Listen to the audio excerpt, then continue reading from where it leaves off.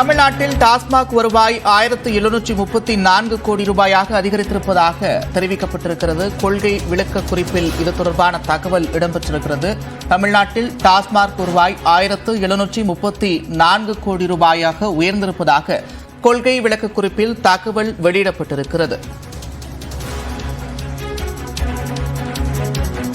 தமிழ்நாட்டில் டாஸ்மாக் வருவாய் 1734 கோடி ரூபாயாக அதிகரித்திருப்பதாக கொள்கை விளக்க குறிப்பில் தகவல் இடம்பெற்றுள்ளது.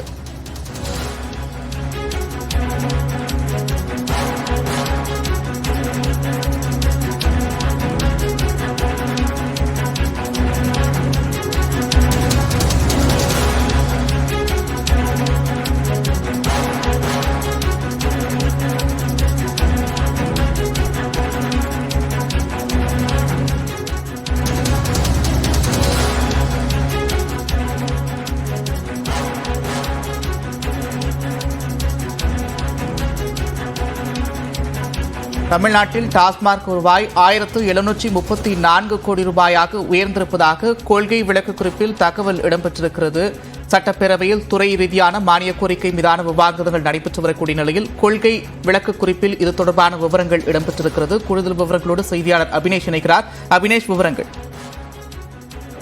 நந்தா, தமிழ்நாடு சட்டப்பேரவையில மானிய கோரிக்கைகள் மீது விவாத கூட்டத்தொடர் இன்று தொடங்கி நடைபெற்று வருகிறது. அந்த வகையில மாலை அமர்வுல 4 துறைகள் மீதான கோரிக்கை மீதான விவாதம் தொடங்கி நடைபெற்று வரக்கூடிய நிலையில மதுவிலக்கு மற்றும் ஆயத்தீர்வுத்துறையின் மானிய கோரிக்கைகள் மீதான விவாதமும் இன்று நடைபெறக்கூடிய நிலையில அந்த துறையின் கொள்கை விளக்க குறிப்புல டாஸ்மாக் மூலம் இந்த ஆண்டு அரசுக்கு கிடைத்திருக்கக்கூடிய வருவாயில அதிகரித்திருக்கிறத பார்க்க முடிகிறது.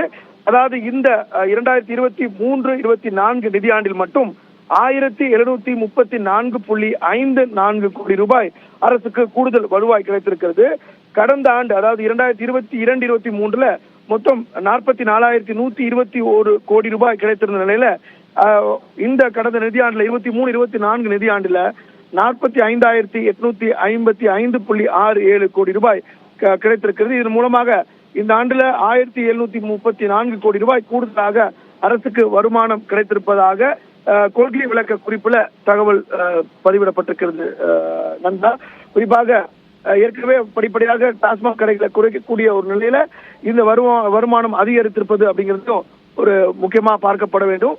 தொடர்ந்து டாஸ்மாக் உருவாக்கப்பட்டதிலிருந்து 2003ஆம் ஆண்டு உருவாக்கப்பட்டதிலிருந்து தொடர்ந்து ஒவ்வொரு ஆண்டும் இந்த வருவாய் அதிகரித்து வரதை பார்க்கிறோம். 2003ல 3,639 கோடி ரூபாய் இருந்த வருமானம் ஏறக்குறைய இப்போது மதுவிலக்கு மற்றும் ஆயத்தீர்வுத்துறை துறை ரீதியான மானிய கோரிக்கை மீதான விவாதம் இன்று நடைபெறக்கூடிய சூழலில் தற்போது அது தொடர்பான விவரங்கள் வெளியாகியிருக்கிறது. விவரங்களை செய்தியாளர் அபினேஷ் வழங்க கேட்டும். விவரங்களுக்கு நன்றி அபினேஷ்.